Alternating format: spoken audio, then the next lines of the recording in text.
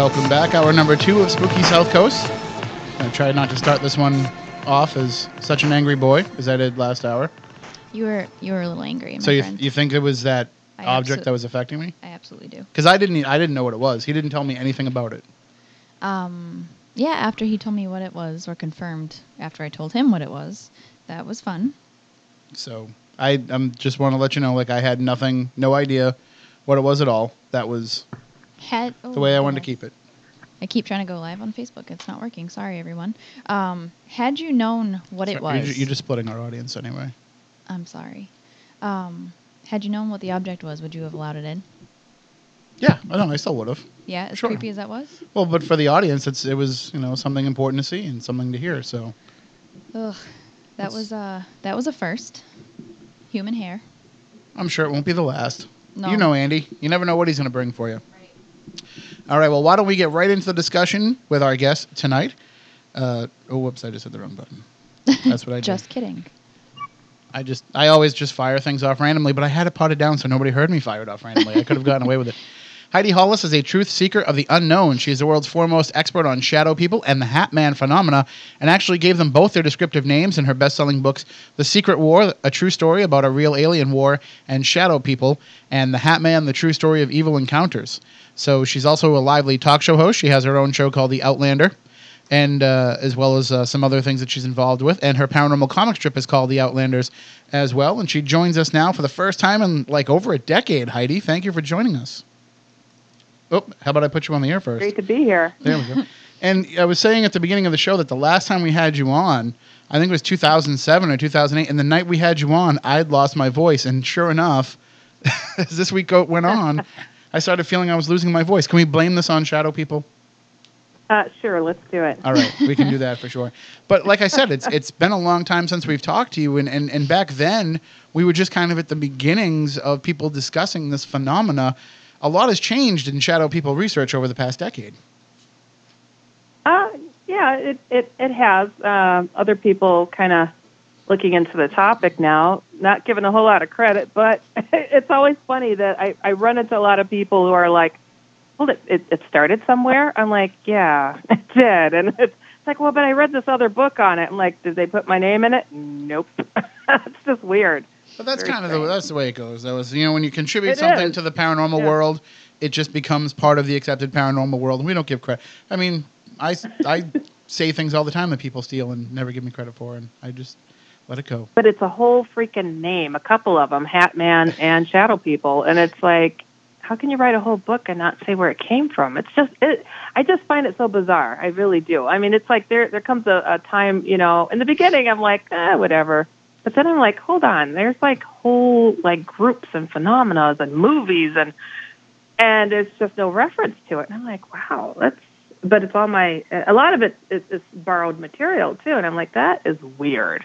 I could never do such a thing. Right. It's just bizarre. But I mean, it was something too, like even back then, I think really the only show on when we first started talking to you was Ghost Hunters. Maybe Ghost Adventures was just starting out, but Shadow People wasn't something that they talked about in their research, and it wasn't something that was popping up in a lot of investigators talking about either. So it's something that pretty quickly became part of the paranormal vernacular. I wrote the book in '97 and spoke of it for the first time, I believe, in '01. And right away, I've been slammed ever since with hundreds of thousands of emails and stories from all over the world. It seemed to take off right away, and it seemed to be a little bit slower for paranormal researchers and ghost hunters and whatnot to come to the realization that it was a whole other phenomena versus ghosts. I got a lot of people saying, "Oh, those are just the shadows of ghosts." I'm like, wait till you meet one, and then get back to me. And sure enough, they would. And then I always related these things as being connected to aliens.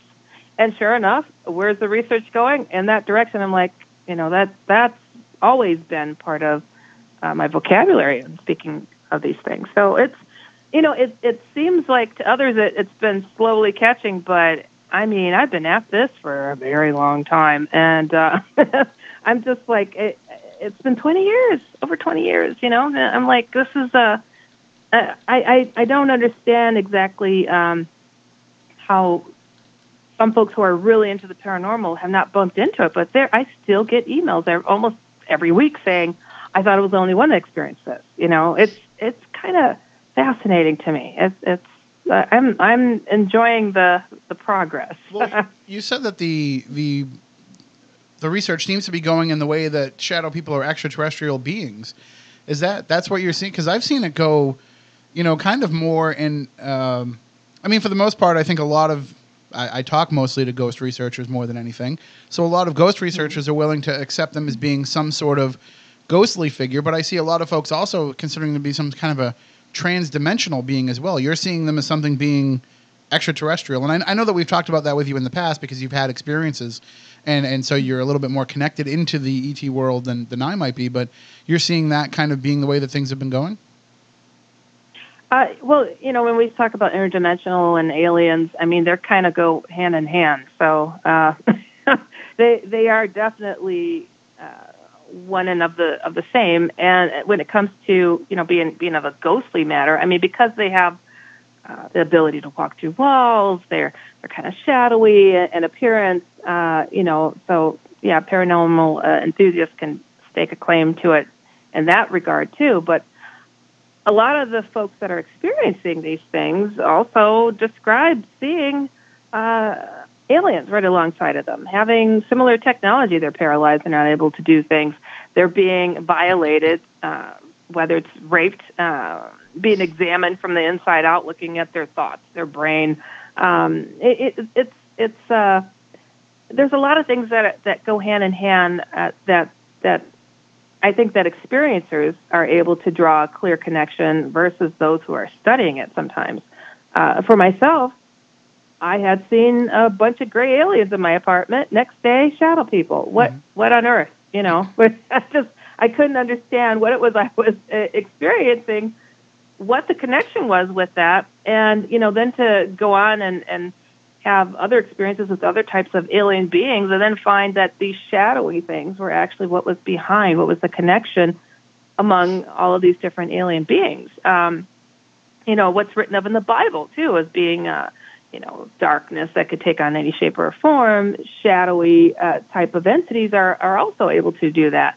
Their intentions are the same as what's written of in ancient texts of evil spirits.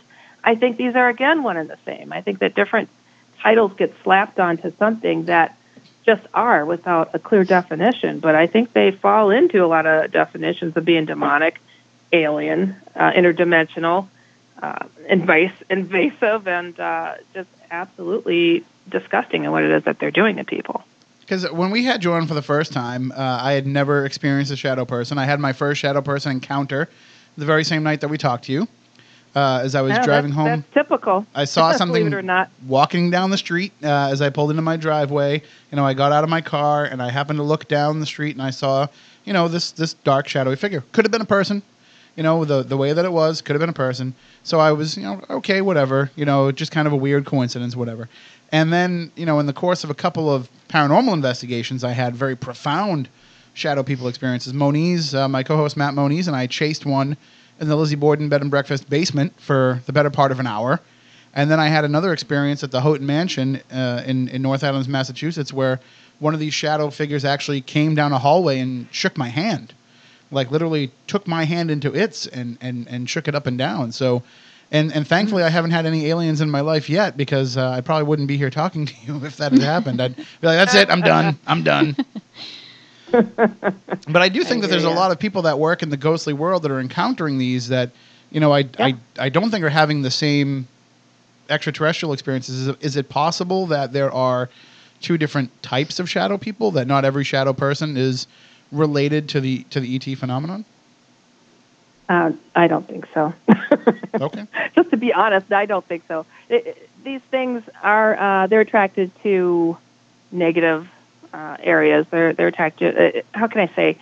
They are the reason that a place is haunted. They are kind of what holds different spirits in different areas and different locations. Almost every haunting that's out there, I'm positive you'll come across a shadow person at some point, and they'll be at the root of what's holding the spirits there. So they are the puppet master. Let's put it that way. They are the ones that if you get EVPs of a voice saying, he's coming, and they seem scared of something, that is what they're speaking of. And, I'm curious with your experience when you talked about seeing this shadow person walking down the road. It's very common. But right after speaking of them, they'll show up. Friends, family, coworkers. These things are paying attention. And when you say walking down the road, are you talking about the Hat Man? Or are you talking about it looked very much like a person? This was just a person, the shape of a person. And like I said, it could have been somebody walking in between the streetlights. But generally I get home from the show, between 1 and 3 in the morning. And it's not uncommon for somebody to be walking around my neighborhood at that time. So it's entirely possible it was at a distance. But to see them as close up as I have since then, to literally, at one point at this Houghton Mansion investigation, Heidi, we're standing in this hallway, and it's a very small hallway, maybe about a 4-foot space between walls, and we had a group of people lined up against one wall, a group of people lined up against another, and we watched a procession of shadow people walk in front of us, and it was in a Masonic lodge, so it was as if they were carrying out this, maybe some sort of residual energy carrying out this ceremony. But what was interesting is I actually yelled to the person who was across from me, Alicia, and I said, Alicia, are you seeing this? And as soon as I said that, one of the figures actually turned its head and looked at me. So I knew that it knew that we were there, and I was acknowledging that we were there. So it was just very strange. And again, that was the same night that a little bit later on, one shook my hand.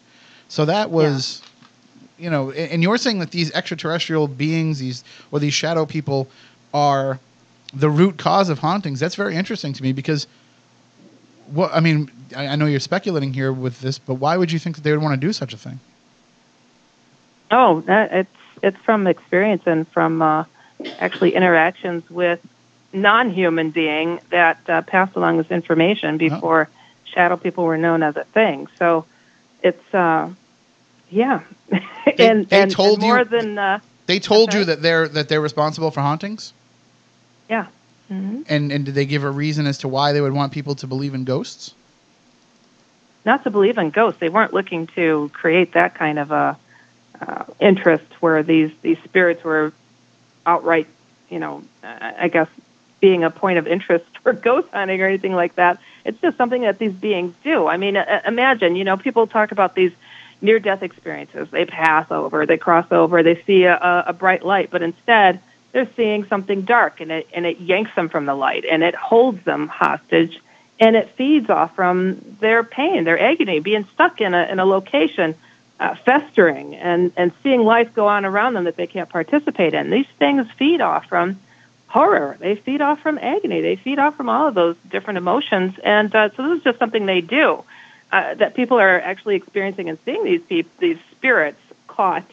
That's a whole other ballgame. But, if something negative happened in a location, the shadow people are oftentimes connected and pulled to that vortex of negative energy, and they pull more people into it. So they're kind of powering up this haunting, but in a way they're also feeding off the emotion that comes from it. Sure are. Yes, so when we're going in indeed. there, I don't know how familiar you are with some of the devices that people use for paranormal research and investigation, but they have all these EMF detectors and all this stuff. Is it possible that instead of actually picking up the energy of the spirit, we could be picking up the energy of the shadow people? Oh, definitely. That's a very, very strong possibility. And, I want to also be clear with something between shadow people and the Hat Man phenomenon. When I first presented the Hat Man, I call him the Hat Man Shadow. He is a different phenomenon on his own. He can be seen next to shadow people. He works with them, but he himself is a much more powerful entity. Well, and, let's get into that because you have had experiences with the Hat Man. I have. And, he wears clothing. People see him in a trench coat, a cape, different kinds of hats, top hat, sometimes no hat. His presence is one of absolute horror and fear of losing one's soul.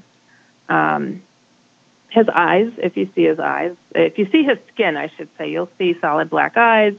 If you don't, and sometimes still if you do see his skin, you'll see glowing red eyes. He is very, very distinctive. He can stand out from darker shadows where he'll seem very much like a shadow himself, but he is a very physical being, and he's very tall. When he comes into your room, he often has to crouch down because he is hitting the ceiling. He is a very physical thing. Now, shadow people, one of the things that they often do, they like to sit on people's chests and choke them, essentially. They want to feed off the fear, and once you let go of that fear, they'll leave. There are shadow people that will not want to be seen and attack you because you saw them too well. Other times, they'll scurry away. I think, you're speaking of these shadow people, a line of them following a procession of sorts. Mm-hmm. I think sometimes, yes, that, these could be ghosts that people are seeing. It looks very much like a person walking along doing something. Shadow people were never humans. They were never human spirits. They are darkness itself, and they are puppeteers of a sort in directing people to do wrong things. They're that whisper. They're that devil on your shoulder saying, go ahead, start a riot. Go ahead, throw a rock. They're kind of a minion of a sort that works for more powerful negative entities out there, Hatman being one of them. And, in calling something an alien, again, some of these aliens don't get around in ships. Some of them are very much more spiritual or dimensional beings. So to say, alien flying around a ship, I've met so many ghost hunters like, you're nuts thinking that aliens exist. I'm like, you're digging in graves. What's this for, stranger? I think that we have a lot more in common than we have differences. And I think that, people need to look to the similarities and build each other up instead of tearing each other down. And when it comes to anything out of the ordinary, I lived in a haunted house, but I had an alien experience in that haunted house. I experienced holy encounters as well. So it's like, am I to ignore one because I saw more of the other? I can only doubt my own senses to a certain extent. I'm like, I know what I've experienced, and the best that I could do is try to paint a picture in hopes of relaying the topic as clear as and concise as possible. It seems like it's just so foreign, so opposite. It's like alien, shadow people. We see them in haunted houses.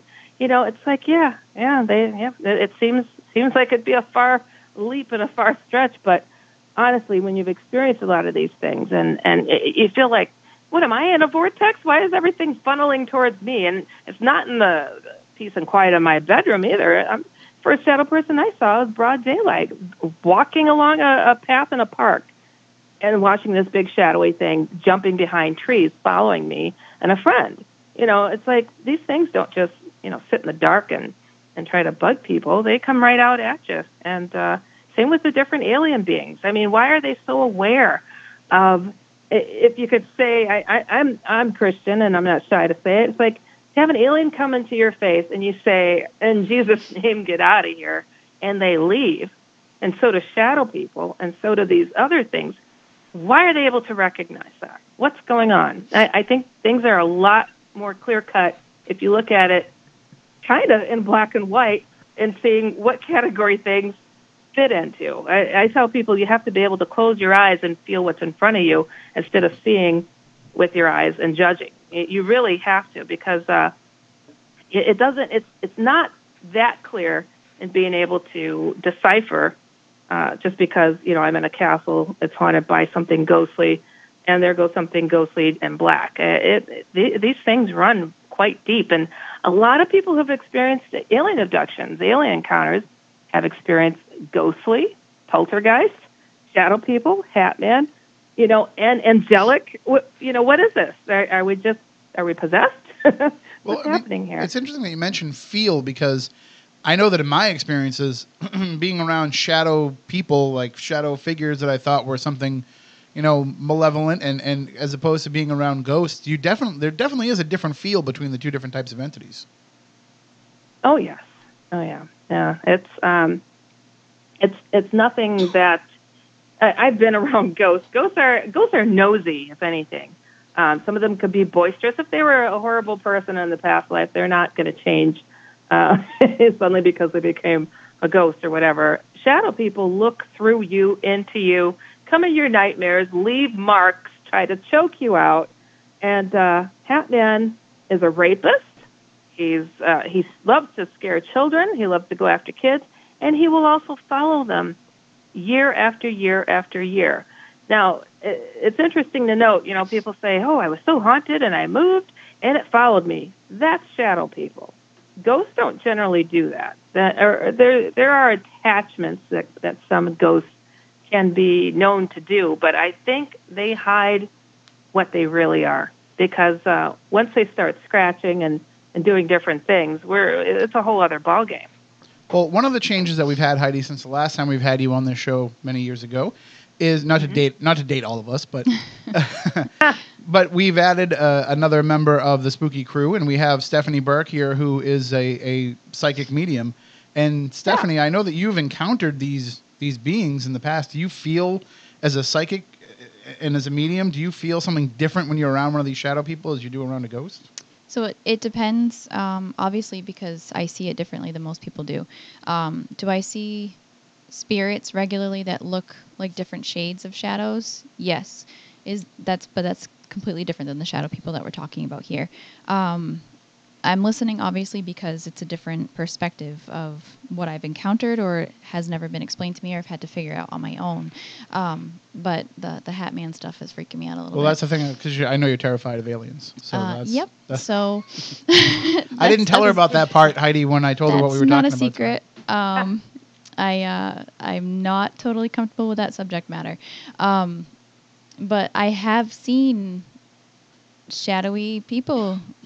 Little shadowy man that has red eyes, that's not very happy, that has a hat on, and I've seen that more than once. So I'm a little I don't really know how to take that right now, and I'd love to have your opinion on that. Yeah. I tell people, if you've seen the Hat Man once, that's okay. If you've seen him more than once, I'd be a little bit more concerned, because he is familiar with you then, and he may make a habit of coming back, because if he keeps looking your way, there's something of interest there that he wants, and he'll threaten you. He'll do what it takes to try to get you to essentially bend to his will, unfortunately. And when he has introduced himself, he has said his name is Scratch, which is an Old Norse term for the devil. He is horrible, and God forbid you see him smile, because they are the most jagged, horrible teeth you'll ever see. You'll think he could eat you alive. And what's highly, highly disturbing is his pattern of going after children, starting very young, to condition these kids to allow his presence to be near. And they feel sometimes like he's a guardian of sorts, but then he'll do something scary. And it begins to terrify them to an extent where, this fear for their souls builds up. And where does that pattern sound familiar is the Slender Man, the creepypasta fantasy. And that's something that I wanted to ask you about, because, by all accounts, Slender Man is a completely fabricated story. We know the person that made up the story. We know where it first showed up. We know we can trace it back to it just being the creation of a person, but yet something else has taken that and ran with it. Some other type of intelligence, some other type of entity has taken the Slender Man idea and used it to its own benefit. Is it the Hat Man? Has the Hat Man adopted Slender Man as its modern day form? As its more recent form? No, when was Slender Man created? In 2009? Right, but people report seeing him now, though. Well, that's the thing. It's been the Hat Man all along. I believe potentially the person who came up with the Slender Man concept may have experienced the Hat Man at some point in their life, and made it to be this creepy character on creepypasta. But the Hat Man, I have reports of him dating back quite far. He has been following some people who've written me for 40 years. He is he's truly a power to be reckoned with. And I, like I said, I still get emails saying, I thought I was the only one. Do you know what he did to me when I was 3 years old? It's it's an ongoing phenomenon. I'll tell you a quick story. I'm an occupational therapist, which is similar to being a physical therapist, but I work with the upper body more. And I took on a student, and the student was there to observe. And it's an older student. She was in her 40s. And, every once in a while, people start to inquire, what do you write books about? And she asked me, and I told her, and you would have thought that she'd seen a ghost. And she said, I'm going to tell you a story. She said, I was 3 years old, and there was a fork on the floor, and then there was an outlet next to it. I looked at the fork. I looked at the outlet. I knew my mom had told me, don't you dare stick anything into an outlet. And all of a sudden, standing in front of her was this very tall man, and he bent all the way down to within a couple of inches of her face. And he looked at the fork, and he looked at the outlet, and he said, go ahead, stick it in. I mean, to encourage a child of 3 to commit suicide, that is how low this creature will go. He is a very old creature. He is not something that somebody discovered in 2009. But still, I mean, it's possible, I would think. I mean, and I've argued this point with my co-host Matt Moniz tons of times, but I think that there's always some sort of a boogeyman that preys upon people. And I'm not talking about we create a boogeyman. I'm talking about I think there's some sort of malevolent force out there that we can use the term boogeyman for all intents and purposes that finds a way to adapt itself to whatever people are afraid of. And so I've argued with him for years that I think, aliens aren't extraterrestrial beings. They're probably just the modern boogeyman. The archetype. Right. And that, this is what we're dealing with. Good luck to you in believing that.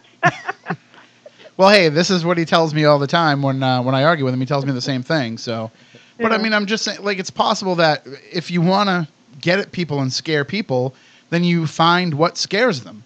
And so if you can utilize something to your advantage, then why not do it? When a kid tells me, oh, I watched Nightmare on Elm Street movies and I had a bunch of nightmares about Freddy Krueger after that, my first thought is, well, it's because you watched the movies. But then in the back of my mind, I'm thinking, but maybe something else is trying to get to you, and realize that by watching those movies, you became afraid of that character and you became afraid of that villain and decided to use it to its advantage. Oh, there's so much I want to tell you. Well, hey, go right ahead. Educate me. So this is fascinating. So when it comes to the Slender Man, just to show how much the Hat Man pays attention to what's going on. So just before I published the book on the Hat Man, I was weeks away from publishing the thing, and I was a traveling therapist. I went to this facility, and a couple of therapists, talking among themselves. So what is it that you write on? I tell them. 15 minutes later, one of the therapists had to go and get a patient, brought the patient down to walk within the parallel bars, and heard the therapist screaming, asking for me to come out to see the patient. And what is the patient doing? Pointing at the mirror, saying, who is this man talking to me with an accent in the mirror? And I'm like, he describes a man in a 3-piece suit.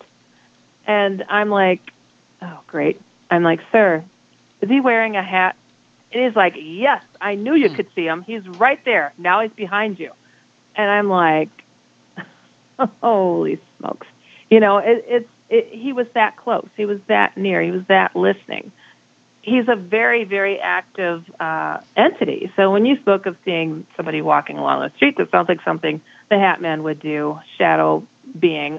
He could look shadowy walking along. That's something he would do because he's listening. He listens. Now, this is another fascinating fact when it comes to Slender Man. I published my book. First off, in May 31st, 2014, that's when the Slender Man stabbing occurred. I had published my ebook version of the Hat Man May 12th, 2014. The stabbing happened within a 20-minute drive of where I grew up. Is that a coincidence? I don't know. Is it a coincidence that Morgan, after Anissa, these are the two girls that committed the Slender Man stabbing, Anissa introduced Morgan to the creepypasta, and when she saw the image, she said, oh, my God, I dreamt of him. He came to me in my dreams before. And I'm like, who does that? That's the Hat Man. Hat Man will come at kids, especially come in their dreams, come in their room, whatever it is. Yes, Morgan has been diagnosed now with schizophrenia, but I think oftentimes these people are very much in touch with the real world and real things that are going on. And I have a very hard time in the paranormal world and accepting things to be coincidences. Was he sending me a message? I think he may have been. He got into the heads of these 12-year-olds to attack another 12-year-old within my neighborhood, essentially, right after I published this. Wow. He came at me twice within weeks of me publishing this book. I think it was a very, very clear message. And interesting enough to know this, I had not experienced him personally myself before that. He came, and he made himself very, very present. He came at me 3 times, actually, I should say. And I did get to squeeze it into the book at the end, which was just absolutely mind-blowing.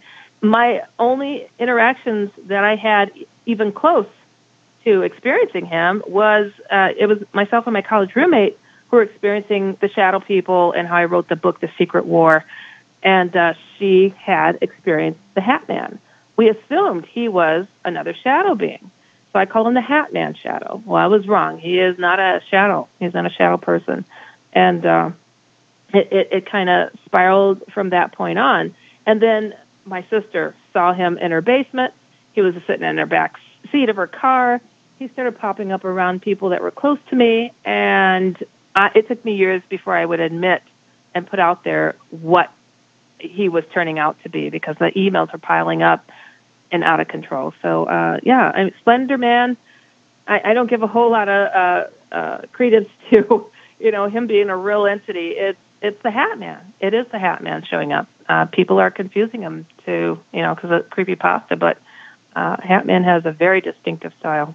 So you think those girls, what was it, in Wisconsin, you think they were being affected by the Hat Man? Definitely. I mean, I think that the one was interested in it. Anissa was interested in the creepypasta site. I think it spiraled out of control, and Morgan confirmed he is real because she had seen him when she was quite young. I think that's what helped encourage it to go the way that it did.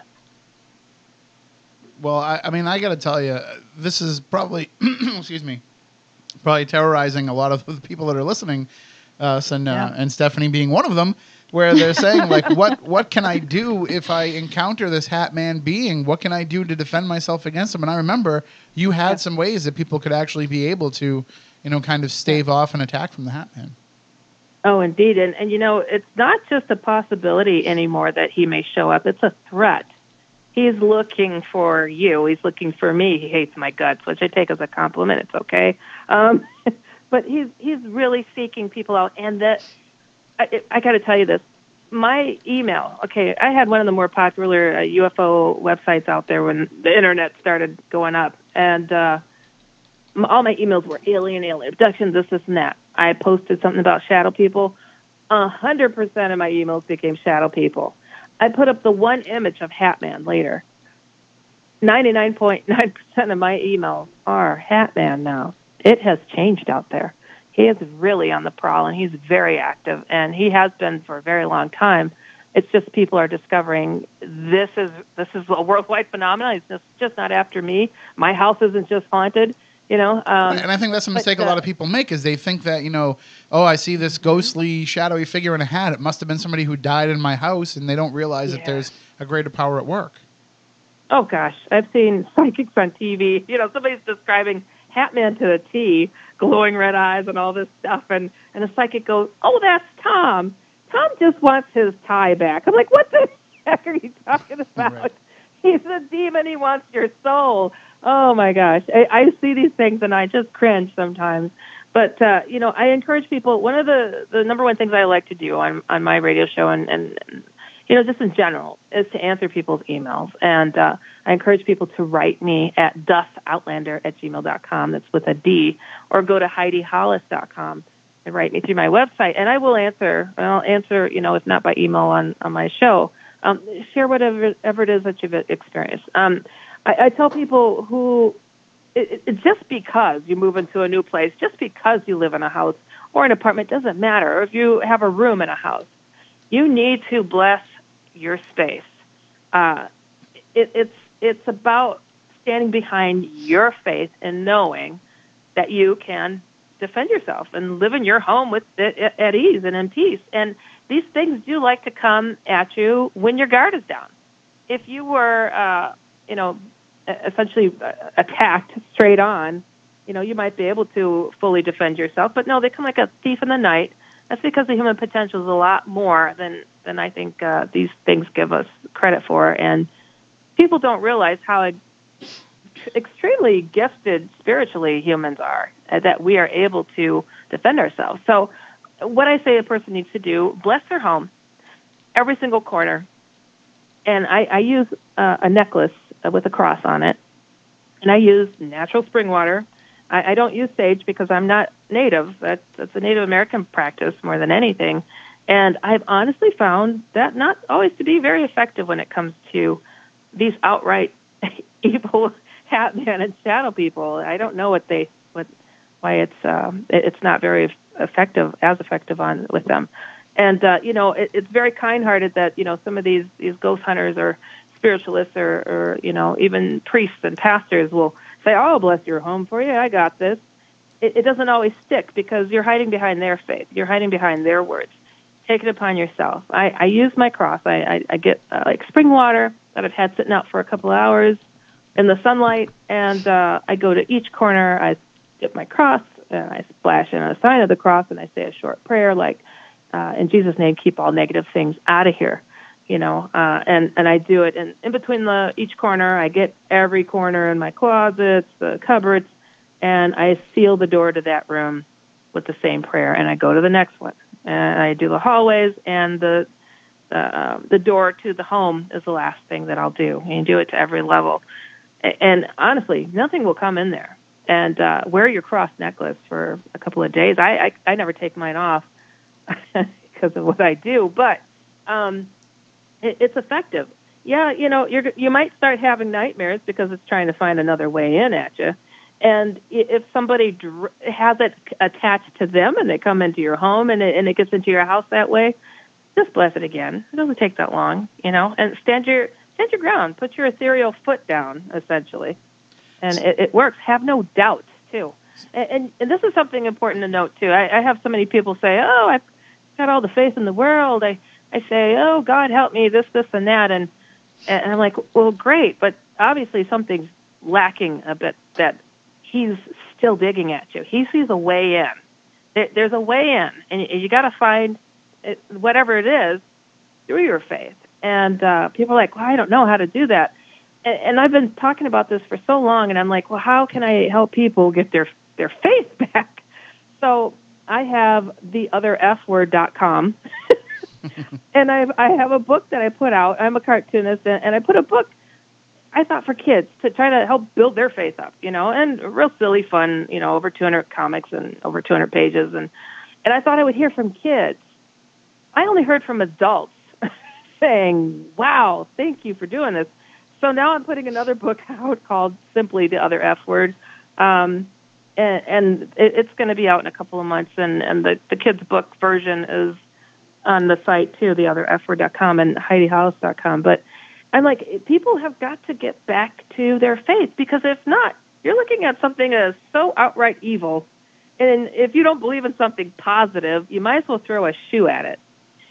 Well, I mean, that's where we got into some controversy the last time you were on the show. Was, Right. in Moniz being somebody who has worked in ufology and specializing in abductee cases for a long time.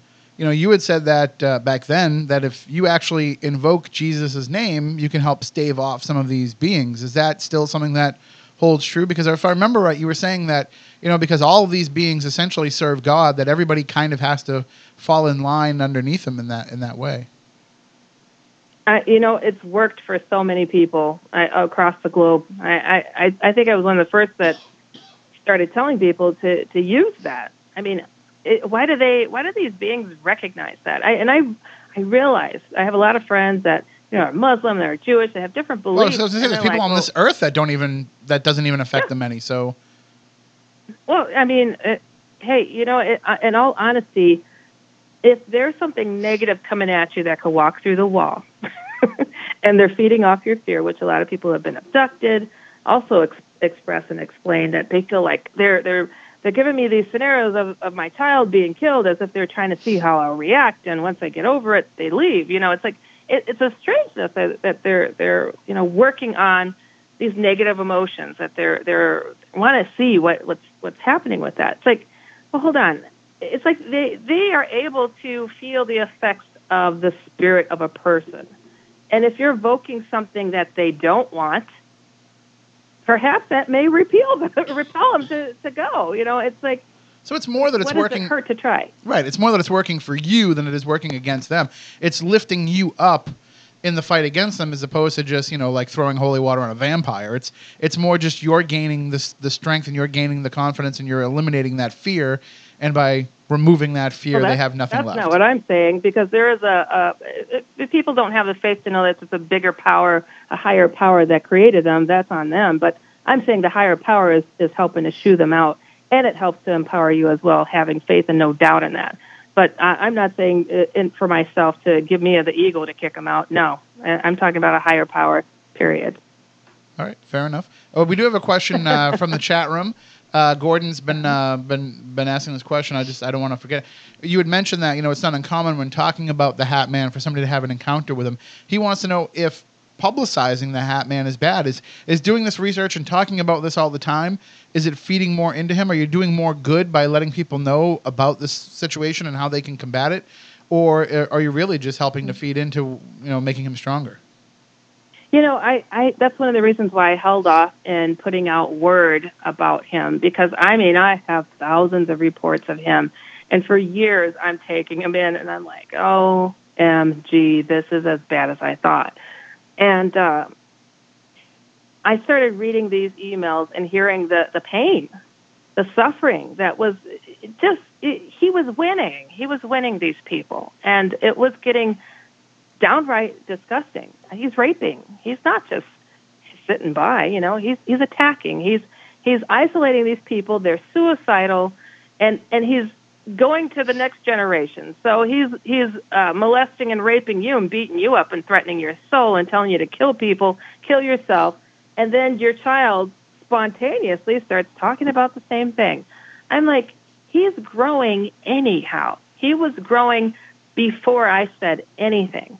And that's what encouraged me to help other people to branch out and reach out, because with the isolation, I think he was growing more. I think that these people were being absolutely isolated and, put in situations that was just making the situation a whole lot worse. So I think in telling people there's a way out versus, hey, you want to meet him? This is what you do. I'm not telling people how to meet him. I'm telling people how to get rid of him, how to keep him away, because he's growing to the point of, just exponential. It's disgusting. It's horrible. So if you live in a house where you have ghostly activity, if you live in a house where you're seeing shadow people, should you expect that the Hat Man is lurking around, or does it mean that you don't necessarily have anything to fear until, Big Bad shows up himself? It doesn't mean he's definitely going to show up. No. Sometimes shadow beings are just, in the space. It doesn't mean that he's going to, come and threaten your soul or anything. But it also means he could show up without any of those other signs being around too, right? Oh, yeah. Sometimes people are just, I had a patient tell me she was watching television. This guy with a hat and suit walked through her door, walked in front of the TV, looked at her, tipped his hat, smiled, and walked through the wall. He could be that spontaneous, and he loves to tip his hat. I don't know. That's his way of saying hi. I remember, my first real haunting that I was involved in was my aunt and uncle's house. People who listen to the show, they've heard me talk about this before, and my aunt described seeing, a shadow figure wearing a hat related to that haunting. So, I can speak from experience that, I know people who have had to deal with this, but I always wonder, too, if the more that you start, obviously, you are out there, you're talking about this all the time. But I think there's a lot of paranormal investigators, ghost hunters, UFO hunters, whatever their field might be. I think the more they start looking into this too, the more susceptible they become to it. It's going to be harder to deal with. I mean, if all these people are looking into this and kind of giving it power, it's only going to grow exponentially, even more than it has. I think seeking negative things helps all negative things grow. I think that people are playing with fire oftentimes. I have so many people that write me saying, how can I get this to happen? I'm like, I will never tell you. And why would you want that? And everything is not doom and gloom. I think it's important to note, I have 6 books out there. I only have 2 on these dark topics.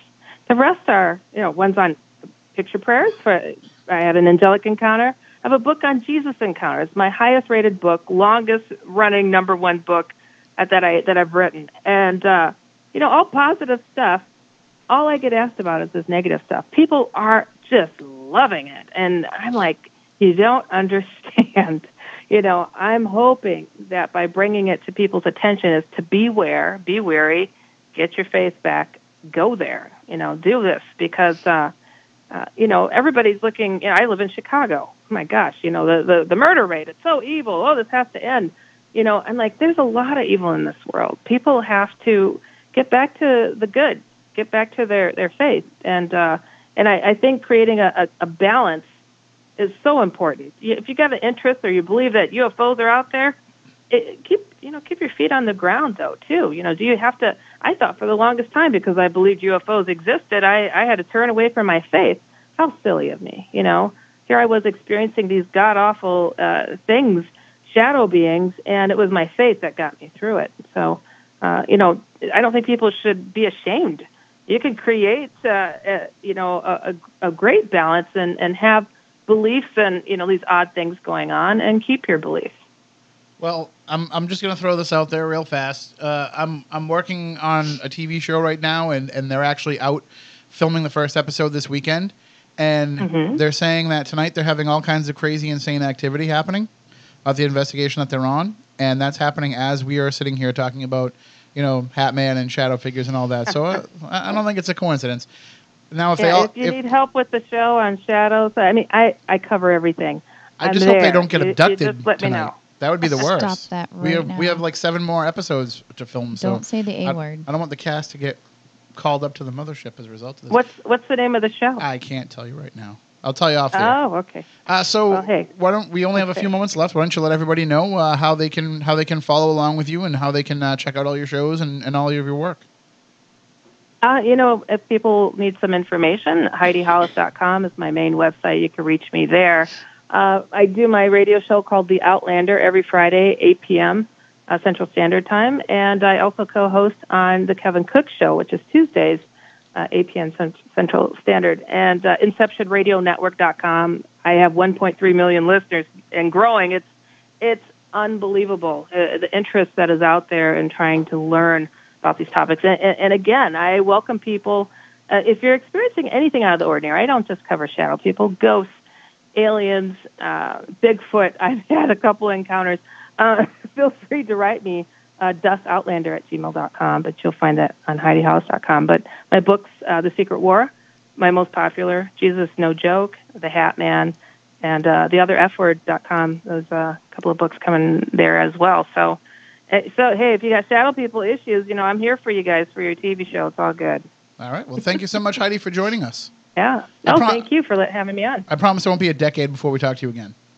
Oh, I hope so. Have a great night. You too. Bye-bye. That is Heidi Hollis. And real quickly, Stephanie, we have about a minute left. You had something you wanted to mention for everybody? Yep. I will be at the USS Salem this Friday, March 31st. So if you go to StephBurke.com and click on events, that will lead you to the ticket link. And I will be there with Dustin Perry, Sherry D. Benedetti from Ghost Hunters, and John Brightman from Ghost Adventures. StephBurke.com. StephBurke.com. Not a naked guy. No. Okay. No, that's Stephanie Burke. All right. Yeah, don't go to that one. Go to StephBurke.com. StephBurke.com. All right, well, that does it for this week's show. We will be joined next week by author and researcher Jason Offutt. He'll be joining us to talk about his work and what he's been doing lately as well. Remember, you can always check out the show during the week at SpookySouthCoast.com. You can download the free app for Android and for Apple devices. That's where you can not only watch the show and chat live as it goes on, but follow along with everything Spooky South Coast all week long. and also on the Dark Matter Radio Network. And now we're even on a new network as well, Spike. the Spike Paranormal Yes. Network. So you can check us out there as well. So a lot of different ways to get the show each and every week. But, of course, the best way is to join us here live each and every Saturday night. We will be back again next Saturday night to talk with you more about the paranormal. If you need to reach us at any point during the week, Spooky Crew at SpookySouthCoast.com. You can follow us on Twitter at SpookySC, and you can find all of us individually on Twitter as well. Even Moniz has one. He just doesn't know how to use it. But if you need to get him, you can just find one of us, and we'll get a hold of him for you. So now let's all get into the car and be terrified on the way home. Yeah. Except Moniz, he's used to it. So until next week, for Matt, for Stephanie, for Chris, I'm Tim. We want you all to stay spooktacular.